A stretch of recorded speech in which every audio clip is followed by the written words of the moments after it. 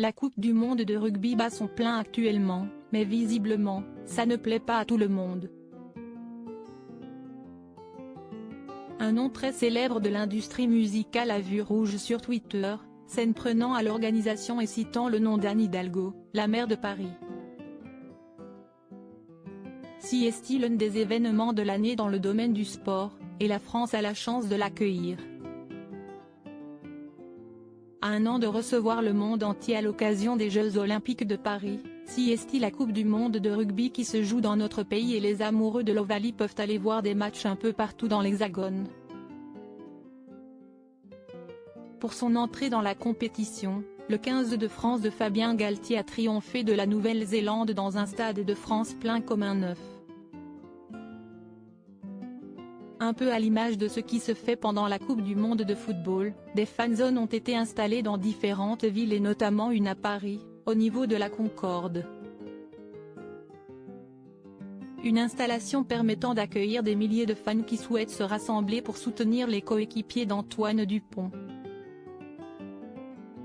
Un dispositif qui ne plaît visiblement pas à tout le monde, à commencer par Pascal Nègre. L'ancien président-directeur général d'Universal Music France et juré de la Star Academy a passé un très mauvais moment lorsqu'il a dû se rendre à proximité de le Concorde, comme il l'a raconté le 14 septembre, jour de match des Bleus contre l'équipe d'Uruguay. Pourquoi mettre la fanzone place de la Concorde, ce qui provoque des embouteillages monstres, donc un surcroît de pollution? Le Champ de Mars n'aurait-il pas été bien plus pratique et confortable pour les amateurs de rugby et pour les Parisiens, s'insurge-t-il. En plus de son coup de gueule, Pascal Nègre semble avoir trouvé sa cible puisqu'il ajoute le nom de la mairesse de Paris, Anne Hidalgo, afin qu'elle puisse voir son message. 1h03 pour faire 3,5 km du pont de l'Alma à Saint-Lazare, et oui, quand on a des bagages, on doit prendre un taxi, s'exaspère-t-il ensuite. Un gros coup de gueule mais pas de réponse de la part d'Anne Hidalgo pour le moment.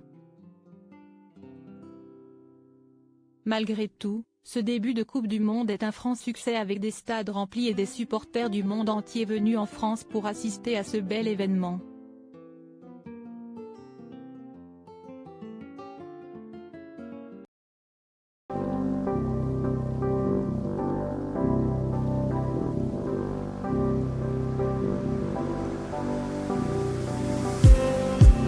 Just need